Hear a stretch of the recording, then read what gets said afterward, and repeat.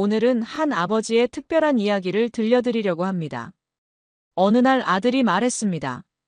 진지하게 만나고 있는 사람이 있어요. 하지만 얼굴도 이름도 알려주지 않은 채 그저 조만간 인사드리겠다는 말만 남겼습니다. 그 순간 아버지의 마음은 조금 불편해졌습니다. 요즘 세상에 사람 속은 알 수 없는 건데 괜히 착한 척하다 뒤통수 치는 사람도 많고 의심은 그렇게 시작됐습니다. 그래서 이 아버지는 결심을 했습니다. 그녀가 일하는 분식점에 손님으로 찾아가 며칠 동안 조용히 관찰해 보기로 한 거죠.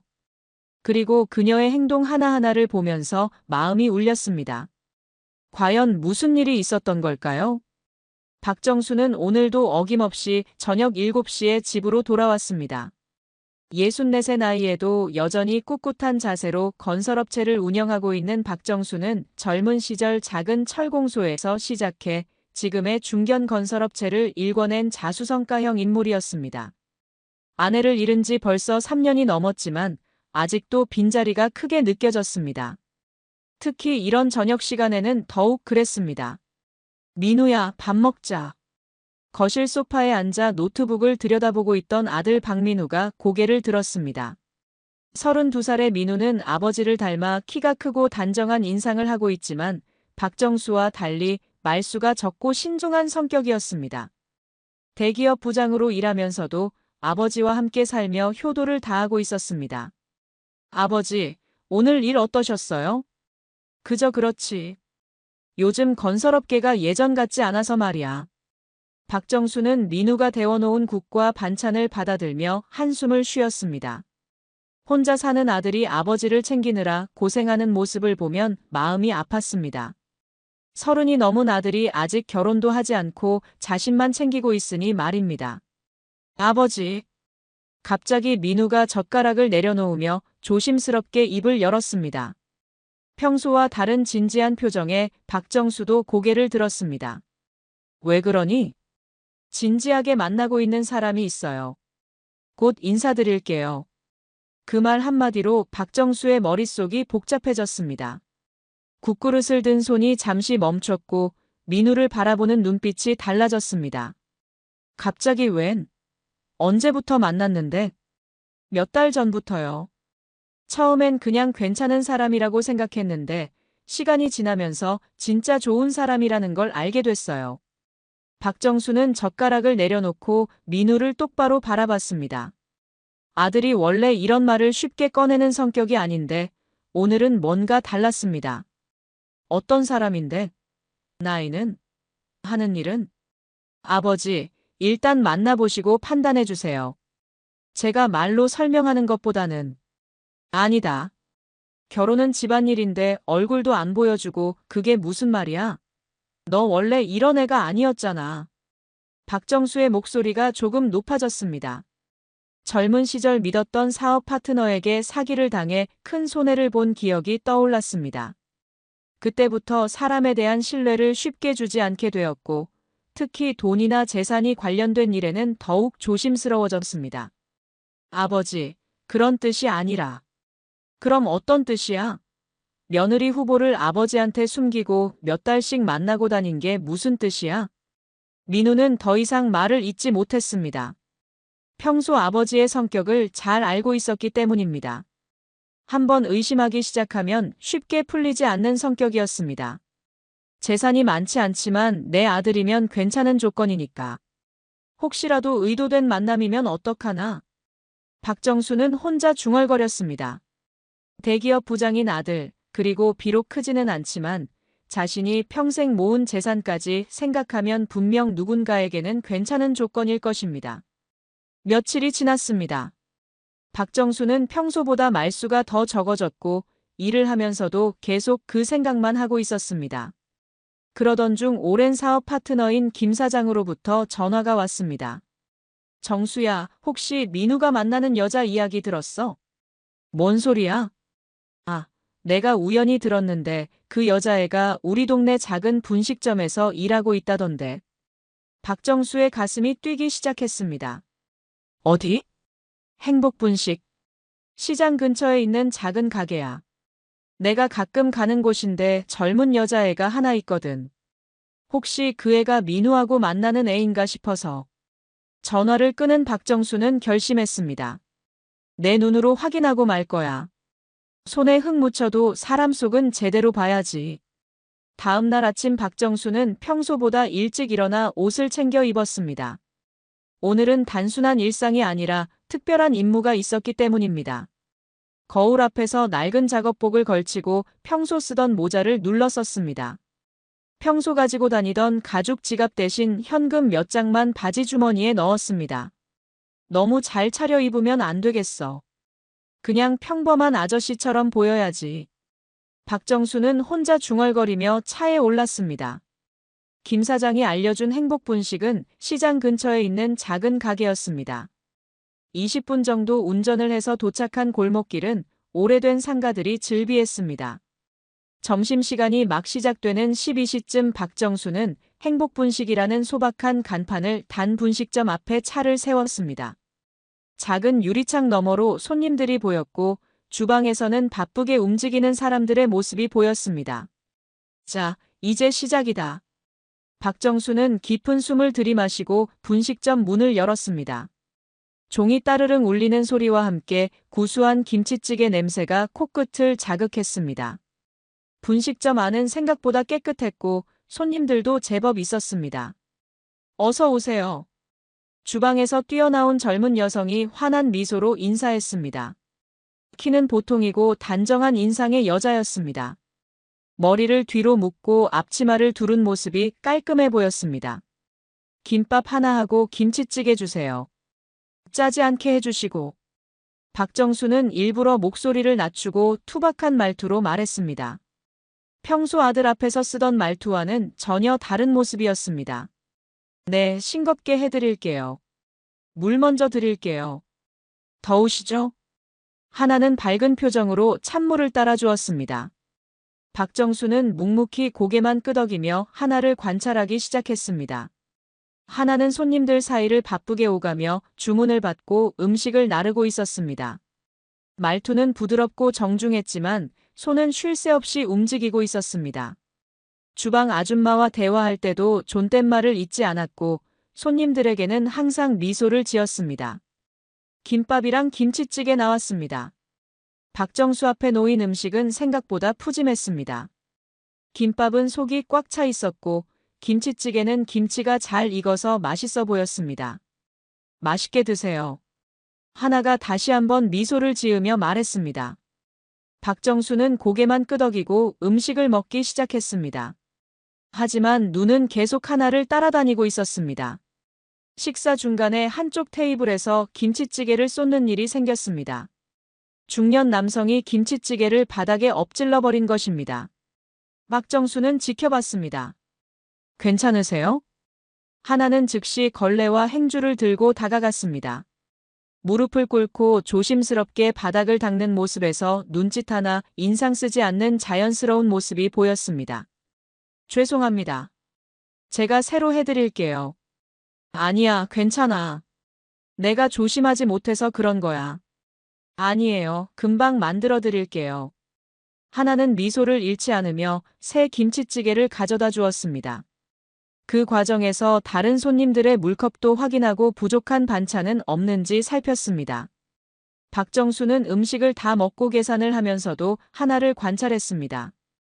계산할 때도 정확했고 잔돈을 줄 때도 두 손으로 공손히 건네주었습니다. 안녕히 가세요. 또 오세요. 분식점을 나온 박정수는 차 안에서 잠시 생각에 잠겼습니다. 처신만으론 판단 못해. 며칠 더 지켜보자. 하지만 마음 한편으로는 생각과 다른 모습에 조금 당황스러웠습니다. 어떤 속셈이 있어서 아들에게 접근했을 것이라고 생각했는데 지금 본 모습은 그런 것과는 거리가 멀어 보였습니다. 아직 모르는 거야. 사람은 겉모습만으로 판단하면 안 돼. 특히 이런 일에는 더욱. 박정수는 차를 몰고 집으로 돌아가면서도 계속 하나의 모습을 떠올렸습니다. 환한 미소, 정중한 말투, 부지런한 손놀림. 하지만 동시에 과거 자신을 배신했던 사람들의 모습도 생각났습니다. 내일 또 가봐야겠어. 한두 번 본 것으로는 사람을 알 수 없어. 이틀째 박정수는 이번에는 오후 늦게 행복분식을 찾았습니다. 점심시간이 지나고 손님이 뜸해질 시간을 노린 것입니다. 오후 3시쯤 분식점에 들어서니 손님은 한두 명뿐이었습니다. 어서 오세요. 어제도 오신 분이시죠? 하나가 박정수를 알아보며 반갑게 인사했습니다. 박정수는 놀랐지만 내색하지 않았습니다. 네, 어제 먹어보니 맛있어서 또 왔어요. 감사합니다. 오늘도 김밥 드시겠어요? 박정수는 고개를 끄덕이고 구석자리에 앉았습니다. 손님이 적어서인지 분식점은 조용했습니다. 주방에서는 라디오가 작게 흘러나오고 있었고 하나는 김치찌개를 끓이며 라디오를 따라 흥얼거리고 있었습니다. 사랑은 언제나 목마른 것. 오래된 가요였습니다. 하나의 콧노래 소리가 분식점 안에 은은하게 퍼졌습니다. 박정수는 그 모습을 보며 묘한 기분을 느꼈습니다. 계산적이고 의도적인 사람이라면 이런 자연스러운 모습을 보이기 어려울 텐데 하고 생각했습니다. 그때 할머니 손님 한 분이 물을 흘렸습니다. 유리컵이 테이블에서 굴러떨어져 바닥에 깨졌습니다. 아이고, 죄송해요. 제가 실수했네요. 할머니가 당황하며 일어서려고 했지만 하나가 재빨리 다가갔습니다. 할머니, 괜찮으세요? 다치지 않으셨죠? 하나는 할머니를 먼저 살피고 난 후 옷자락이 젖는 것도 아랑곳하지 않고 무릎을 꿇어 바닥에 유리 조각을 치웠습니다. 할머니의 젖은 옷을 수건으로 닦아드리며 말했습니다. 새 물 갖다 드릴게요. 유리 조각 조심하세요. 미안해, 아가야. 내가 손이 떨려서. 아니에요. 이런 일은 자주 있어요. 걱정하지 마세요. 박정수는 그 모습을 보며 감탄했습니다. 진짜 속마음이 아니라면 나올 수 없는 자연스러운 배려였습니다. 사흘째 박정수는 이번에는 연기를 해보기로 했습니다. 계산을 할 때가 되어 주머니를 뒤적거리더니 당황한 표정을 지었습니다. 아, 이상하네. 내가 지갑을 안 가져왔네요. 주방에서 지켜보던 주방 아줌마가 눈치를 보기 시작했습니다. 이런 일이 종종 있어서 조심스러워하는 것 같았습니다. 어떻게 하지? 집이 좀 멀어서. 박정수가 당황한 척하자 하나가 바로 막아섰습니다. 괜찮아요. 제가 대신 낼게요. 아니야, 그럴 수는 없지. 내가 어떻게? 알바비 받은 날이니까 괜찮아요. 다음에 오실 때 주시면 되니까요. 하나는 자신의 지갑에서 돈을 꺼내 계산대에 놓았습니다. 박정수는 그 모습을 보며 가슴이 뜨거워졌습니다. 정말 고마워요. 내일 꼭 갚을게요. 천천히 하세요. 급한 거 아니에요. 나흘째 박정수가 분식점에 들어서니 주방이 소란스러웠습니다. 주방 아줌마가 허리를 움켜쥐고 일어서지 못하고 있었습니다. 이모, 어떻게 하세요? 병원에 가셔야 할 것 같은데. 아이고, 이 바쁜 시간에 설거지가 산더미인데. 하나는 앞치마를 벗고 소매를 걷어 올렸습니다. 이모, 오늘은 제가 다 할게요. 병원부터 가세요. 그럼 너만 혼자 어떻게 해? 손님들도 많고. 괜찮아요. 제가 예전에 주방 일도 해봤거든요. 오늘은 제가 설거지하고 음식도 준비할게요. 하나는 고무장갑을 끼며 주방으로 들어갔습니다. 박정수는 그 모습을 보며 놀랐습니다. 아르바이트생이 이렇게까지 할 이유가 있을까 싶었습니다. 이모, 내일 병원 가세요. 오늘은 푹 쉬세요. 하나의 행동은 보여주기 위한 것이 아니었습니다. 익숙하고 능숙하며 남이 보든 말든 똑같았습니다. 손님이 적을 때나 많을 때나 주방 아줌마가 보든 말든 똑같은 성실함을 보였습니다.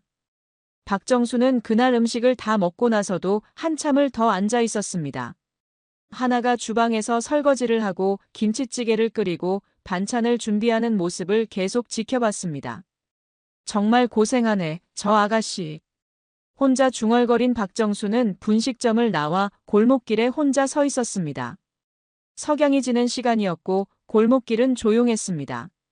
내가 생각한 그런 애는 아닌 것 같기도 하고. 박정수는 마음이 복잡했습니다. 처음에 품었던 의심이 조금씩 흔들리기 시작했습니다. 하지만 완전히 믿기에는 아직 이르다는 생각도 들었습니다. 그래도 아직 며칠 더 지켜봐야겠어. 사람은 쉽게 판단하는 게 아니야. 박정수는 차에 올라타며 다시 한번 행복분식을 돌아봤습니다. 작은 유리창 너머로 하나가 여전히 바쁘게 움직이는 모습이 보였습니다. 닷새째 되는 날 박정수는 평소보다 일찍 행복분식 근처에 도착했습니다. 하지만 바로 들어가지 않고 주변을 둘러보며 동네 분위기를 파악해보고 싶었습니다. 골목길 한쪽에 있는 작은 슈퍼마켓에 들어가 음료수 하나를 샀습니다. 사장님, 이 근처에 오래 사셨나요? 네, 한 15년 정도 됐죠. 왜요? 아, 행복분식에서 일하는 젊은 아가씨가 있던데 혹시 그 집 딸인가요? 슈퍼마켓 사장은 잠시 생각하더니 고개를 끄덕였습니다. 아, 하나 말씀하시는 거군요. 그 애는 참 안 됐어요. 왜요? 무슨 일이라도? 그 집이 원래 여기 토박이었는데 몇 년 전에 아버지가 보증을 잘못 써서 한번 쫄딱 망했어요. 집도 날리고 빚더미에 앉았죠. 박정수의 표정이 굳어졌습니다. 예상하지 못한 이야기였습니다. 그래서 어머니는 여기저기 식당 허드렛이라며 고생하시다가 작년에 돌아가셨어요. 몸이 너무 안 좋으셨거든요. 그럼 지금은 하나가 혼자 살고 있나요? 아버지는 몇 년 전부터 연락이 끊겼다고 하더라고요. 빚 때문에 도망간 건지 참 안타까워요. 박정수는 마음이 복잡해졌습니다. 그동안 하나가 보인 모습들이 다른 의미로 다가왔습니다. 그런데 그 애는 정말 착해요. 어머니 병원비 때문에 밤낮으로 일하고 우리 가게에도 가끔 와서 라면 하나 사 먹고 가는데 항상 밝게 인사하고 가거든요. 슈퍼마켓을 나온 박정수는 다시 생각에 잠겼습니다. 하나의 가정 형편을 알게 되니 마음이 또 다른 방향으로 기울었습니다. 그럼 혹시 아들이 가진 재산을 보고 접근한 건 아닐까? 오래전 믿었던 직원에게 배신당한 자신의 과거가 겹쳐 보였습니다. 그때도 그 직원은 평소에 성실하고 착한 모습만 보여줬었습니다. 하지만 결정적인 순간에 등을 돌렸습니다. 착한 척하며 뒤통수 치는 인간들. 나도 많이 봤어. 박정수는 며느리 후보를 향해 차오르던 신뢰를 다시 의심으로 덮었습니다. 아무리 착해 보여도 아무리 성실해 보여도 결국은 돈 때문일 수도 있다는 생각이 들었습니다. 그날 오후 박정수는 다른 동네 지인들에게도 하나에 대해 물어봤습니다.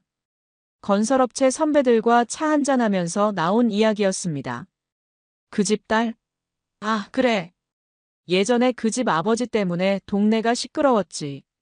보증 잘못 써서 집까지 날렸다고 하더라고. 그런 집 딸이라면 결혼 상대로는 좀 그렇지 않나? 글쎄, 요즘 세상에 집안 배경이 중요하긴 하지. 특히 빚이 있는 집이라면.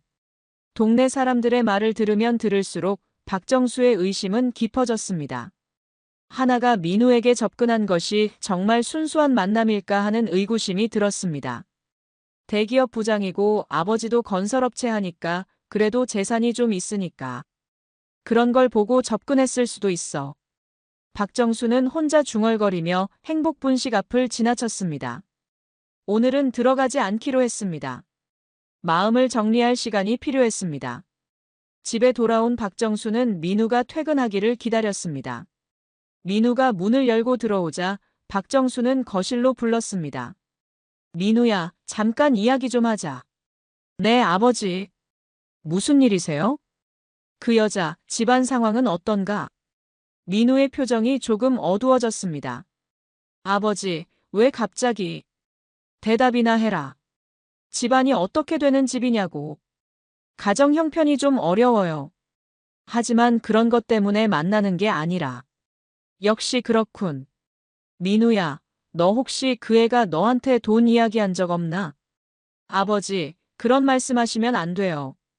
하나는 그런 애가 아니에요. 박정수는 아들의 순진한 모습에 답답함을 느꼈습니다. 남자들은 다 그렇게 생각하는 거야. 하지만 세상은 내가 생각하는 것만큼 단순하지 않아. 아버지, 그래도 마지막으로 한 번 더 지켜보자. 이번엔 정체를 밝히고 직접 만나볼 거야. 민우는 더 이상 말하지 못했습니다. 아버지의 완고한 성격을 잘 알고 있었기 때문입니다. 박정수는 그날 밤 잠을 이루지 못했습니다. 지난 며칠간 본 하나의 모습과 오늘 들은 이야기들이 머릿속에서 맴돌았습니다. 진짜 착한 애일 수도 있고 아니면 정말 계산적인 애일 수도 있고. 박정수는 천장을 바라보며 한숨을 쉬었습니다. 사람을 판단하는 일이 이렇게 어려운 줄은 몰랐습니다. 내일은 정체를 밝히고 직접 물어봐야겠어. 그래야 확실히 알 수 있을 거야. 다음 날 박정수는 오랜 고민 끝에 결심을 굳혔습니다. 더 이상 숨어서 지켜볼 수는 없었습니다. 직접 만나서 이야기를 해봐야 진실을 알 수 있을 것 같았습니다. 오후 2시쯤 손님이 거의 없는 시간을 노려 행복분식에 들어갔습니다. 하나는 테이블을 닦고 있었고 주방 아줌마는 뒷정리를 하고 있었습니다. 어서 오세요. 오늘도 김밥 드시겠어요? 하나가 평소와 같이 밝게 인사했습니다. 하지만 박정수의 표정은 평소와 달랐습니다. 아니요. 오늘은 잠깐 이야기 좀 하고 싶어서 왔어요. 하나는 박정수의 진지한 표정을 보고 조금 당황했습니다. 이야기요? 네, 혹시 잠깐 저쪽 테이블에서 이야기 좀 해도 될까요? 박정수는 분식점 한쪽 구석에 있는 작은 테이블을 가리켰습니다. 하나는 주방 아줌마를 돌아보더니 조심스럽게 고개를 끄덕였습니다. 잠깐만요. 이모, 제가 잠깐 나갔다 올게요. 그래, 다녀와. 두 사람은 분식점 구석 테이블에 마주 앉았습니다.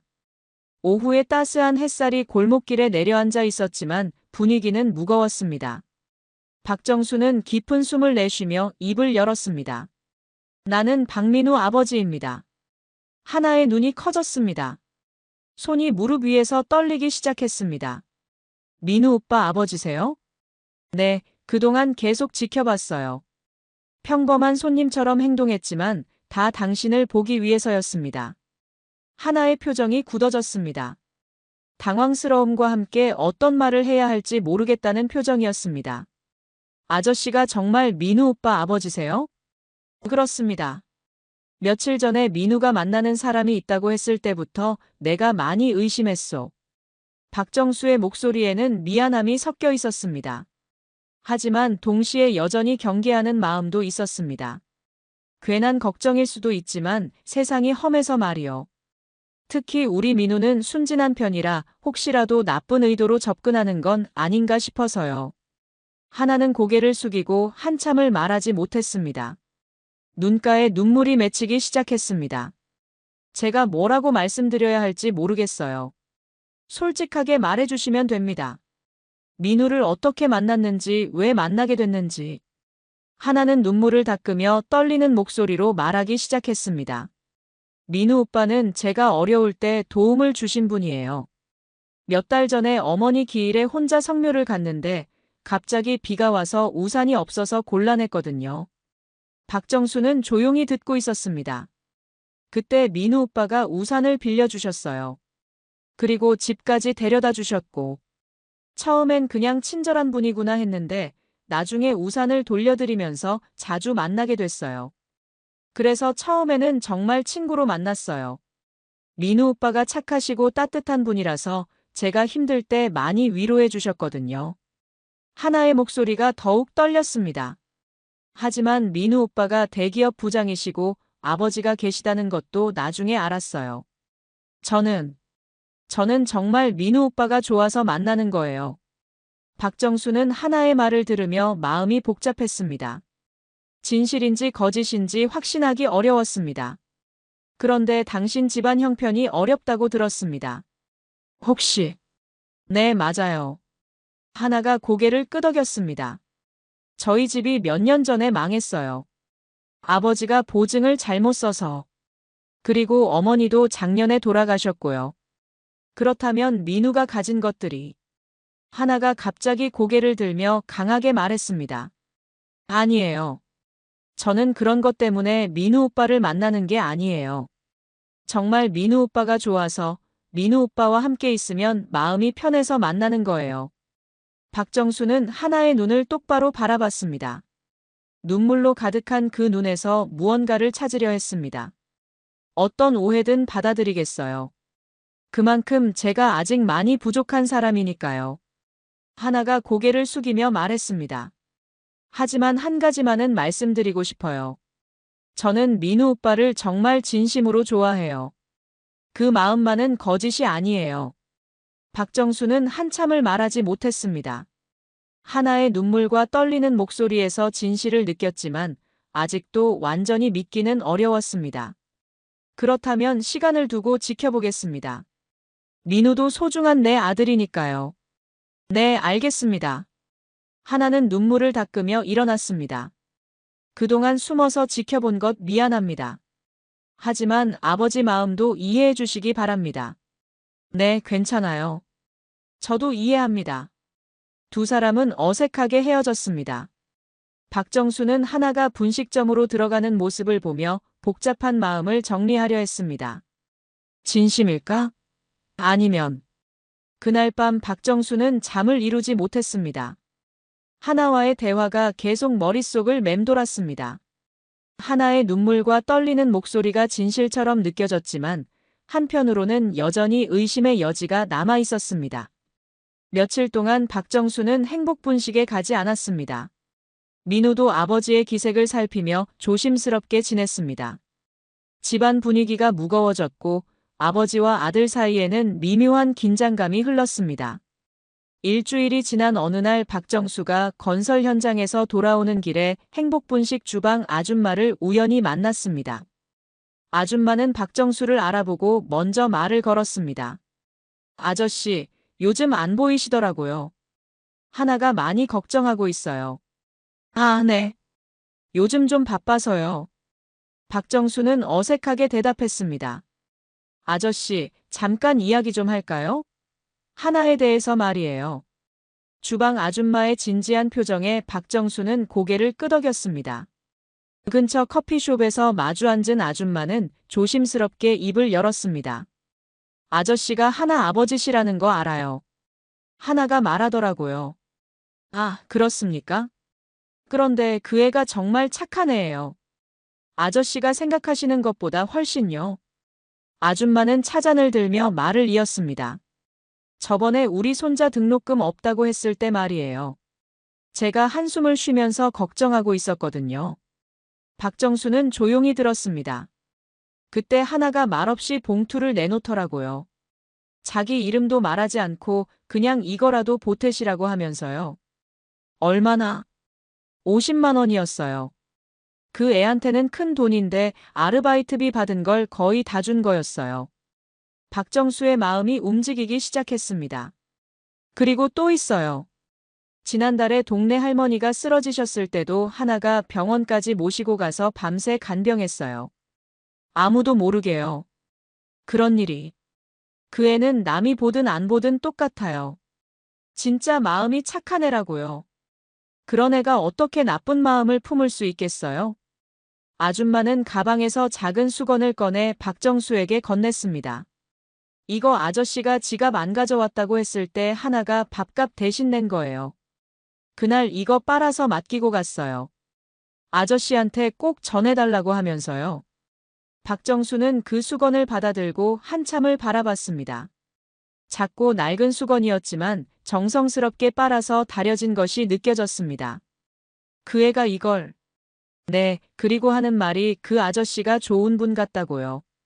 건설 현장에서 일하시느라 고생 많으실 텐데라고 하더라고요. 아줌마의 말을 들으며 박정수의 눈가가 촉촉해졌습니다. 아저씨, 그 애 정말 좋은 애예요. 민우 씨랑 만나는 것도 정말 좋아해요. 민우 씨 이야기만 나오면 얼굴이 확 밝아져요.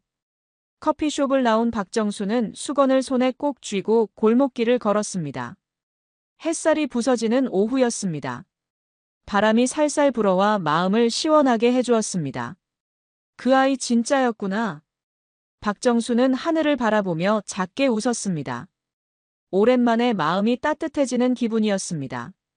내가 처음부터 진심을 잘못 봤구나. 그동안 품었던 의심들이 부끄럽게 느껴졌습니다. 하나의 착한 마음을 의심했던 자신이 작아 보였습니다. 박정수는 수건을 가슴에 넣고 행복 분식 쪽으로 걸음을 옮겼습니다. 오랜만에 하나를 보고 싶었습니다. 하지만 이번에는 의심하는 눈이 아니라 며느리를 보는 마음으로 보고 싶었습니다. 행복 분식 앞에 도착한 박정수는 유리창 너머로 하나가 열심히 일하는 모습을 봤습니다. 평소와 같이 부지런하고 정성스럽게 손님들을 대하고 있었습니다. 정말 좋은 아이구나. 민우 녀석이 복이 있어서 이런 아이를 만났다. 박정수는 더 이상 망설이지 않았습니다. 마음을 정했습니다. 하나를 우리 가족으로 받아들이기로 했습니다. 그날 저녁 집에 돌아온 박정수는 민우를 기다렸습니다. 수건을 테이블 위에 놓고 민우가 오기를 기다렸습니다. 이제 민우한테 말해줘야겠어. 그 아이가 정말 좋은 아이라는 걸. 박정수는 수건을 만지작거리며 미소를 지었습니다. 오랜만에 마음이 편안했습니다. 우리 며느리가 될 아이구나. 민우가 문을 열고 들어온 것은 저녁 8시쯤이었습니다. 평소보다 조금 늦은 시간이었습니다. 박정수는 거실 소파에 앉아 민우를 기다리고 있었고 테이블 위에는 하나가 빨아준 수건이 가지런히 놓여 있었습니다. 아버지, 오늘 일찍 들어오셨네요. 민우는 평소와 달리 조심스럽게 인사했습니다. 지난 며칠간 아버지의 기색이 좋지 않았기 때문에 눈치를 보고 있었습니다. 민우야, 잠깐 이리 와서 앉아라. 박정수의 목소리는 평소보다 부드러웠습니다. 민우는 아버지의 달라진 분위기를 느끼며 조심스럽게 소파에 앉았습니다. 아버지, 무슨 일이세요? 민우야, 너 그 아이 꼭 잡아라. 민우는 갑작스러운 아버지의 말에 당황했습니다. 며칠 전까지만 해도 하나에 대해 의심의 눈초리를 보내던 아버지였는데 갑자기 이런 말을 하니 이해할 수 없었습니다. 아버지, 왜 그렇게 갑자기? 무슨 일이 있으셨나요? 박정수는 테이블 위에 수건을 집어 민우의 손에 쥐어주었습니다. 내가 틀렸더라. 민우는 수건을 받아들며 의아한 표정을 지었습니다. 이게 뭐예요? 하나가 내 밥값 대신 낸 거야. 그리고 빨아서 전해달라고 했다더라. 박정수는 지난 며칠간 있었던 일들을 민우에게 차근차근 설명하기 시작했습니다. 행복분식의 평범한 손님으로 변장해서 간 일 하나를 며칠간 지켜본 일, 그리고 오늘 주방 아줌마로부터 들은 이야기까지 모든 것을 솔직하게 털어놓았습니다. 아버지가 그런 일을. 민우는 놀라면서도 한편으로는 아버지의 마음을 이해할 수 있었습니다. 미안하다, 민우야. 아버지가 너무 의심이 많았어. 그런데 그 아이 정말 마음이 착한 아이더라. 박정수의 목소리에는 진심 어린 후회가 담겨 있었습니다. 사람은 눈으로만 보는 게 아니더라. 마음으로 봐야 하는 거였어. 민우는 수건을 바라보며 조용히 웃었습니다. 하나다운 일이었습니다. 다른 사람을 위해 자신의 것을 기꺼이 내어주는 하나의 성격을 잘 알고 있었습니다. 그 아이, 우리 집에 와주면 큰 복이다. 박정수가 진심으로 말했습니다. 오랜만에 아버지다운 따뜻한 목소리였습니다. 아버지. 민우야, 아버지가 젊을 때 사기당한 일 때문에 사람을 너무 의심하게 됐나 보다. 그런데 그 아이는 달라. 정말 순수하고 착한 아이야. 민우는 아버지의 변화된 모습에 감동했습니다. 완고하고 의심 많던 아버지가 이렇게 마음을 열고 인정하는 것이 쉬운 일이 아니라는 것을 알고 있었습니다. 사실 아버지가 그렇게 말해주시길 기다렸어요. 민우가 조용히 말했습니다. 하나는 정말 좋은 사람이에요. 제가 힘들 때마다 옆에서 위로해주고 항상 밝게 웃어주고 그런 사람을 만나기가 쉽지 않잖아요. 그래, 아버지도 이제 알겠다. 그 아이가 얼마나 좋은 아이인지. 박정수는 민우의 어깨에 손을 올렸습니다. 민우야, 그런데 그 아이가 혼자 살고 있다면서? 가족도 없고. 네, 어머니 돌아가신 후로 혼자 지내고 있어요. 힘들어 보일 때가 많아요. 그럼 우리가 가족이 되어줘야지. 외롭게 두면 안 되겠어. 박정수의 말에 민우는 고개를 끄덕였습니다. 아버지, 그럼 언제 정식으로 인사시켜 드릴까요? 이번 주말이 어떨까? 집에 초대해서 같이 식사하자. 아버지가 직접 요리해 볼게. 아버지가 요리를요? 그래, 오랜만에 해볼 거야. 며느리 될 아이를 위해서라면 못할 것도 없지. 민우는 아버지의 모습에 웃음이 났습니다. 그동안 요리는 전혀 하지 않던 아버지가 하나를 위해 직접 요리를 하겠다고 하니 기분이 좋았습니다. 아버지, 정말 고마워요. 하나가 얼마나 좋아할지 몰라요. 고맙긴 내가 고마워해야지. 좋은 며느리 데려다 주잖아. 박정수는 수건을 다시 한번 만지작거렸습니다. 이 수건 액자에 넣어서 걸어둘까? 아버지, 그건 좀. 민우가 웃으며 말렸지만 박정수는 진지했습니다. 이게 우리 가족이 된 기념품이잖아. 나중에 손자들한테도 이야기해 줄 거야. 할아버지가 얼마나 바보였는지 말이야. 부자는 오랜만에 진심으로 웃으며 대화를 나눴습니다. 그동안 집안을 덮고 있던 무거운 분위기가 말끔히 사라졌습니다. 민우야, 내일 하나한테 연락해라. 이번 주말에 우리 집에 오라고. 네, 아버지. 하나가 정말 좋아할 거예요. 그리고 말이야. 박정수가 조금 망설이더니 말했습니다. 결혼 준비하는데 돈이 필요하면 아버지가 도와줄게. 그 아이가 외로웠을 텐데 이제부터는 우리가 든든한 가족이 되어주자. 그로부터 6개월이 지났습니다. 민우와 하나의 결혼식은 가을에 소박하게 치러졌습니다. 박정수는 그날 누구보다 기뻐했고 하나를 진짜 딸처럼 아꼈습니다. 결혼 준비 과정에서 박정수는 하나의 진심을 더욱 깊이 알게 되었습니다. 하나는 결혼 준비를 하면서도 행복 분식을 그만두지 않았습니다. 주방 아줌마가 혼자 일하기 힘들다며 결혼식 직전까지 도왔습니다. 박정수는 그런 하나의 모습을 보며 자신의 선택이 틀리지 않았다는 확신을 갖게 되었습니다. 결혼 후 첫 명절인 추석이 다가왔습니다. 박정수는 며칠 전부터 들뜬 마음을 감추지 못했습니다. 하나가 직접 차린 명절상을 받는 것이 처음이었기 때문입니다. 추석 당일 아침 박정수는 평소보다 일찍 일어나 정성스럽게 차려입었습니다. 새로 산 한복까지 꺼내 입고는 거울 앞에서 매만졌습니다. 오늘은 정말 특별한 날이야. 박정수는 혼자 중얼거리며 미소를 지었습니다. 거실에서는 이미 하나가 분주하게 움직이고 있었습니다. 새벽부터 일어나 음식을 준비한 듯 했습니다. 민우는 하나를 도우며 상을 차리고 있었습니다. 아버지, 주무셨어요? 하나가 한복을 곱게 차려입고 인사했습니다. 결혼 후 더욱 밝아진 얼굴이었습니다. 어서 와라, 우리 며느리. 새벽부터 고생했구나. 박정수는 하나를 보며 흐뭇해했습니다. 아니에요. 아버지께서 좋아하실 것 같아서 정성껏 준비했어요. 식탁에는 하나가 직접 만든 음식들이 가득했습니다. 전, 나물, 탕국, 갈비찜까지 정성이 가득 담긴 음식들이었습니다. 박정수는 식탁을 보며 감탄했습니다.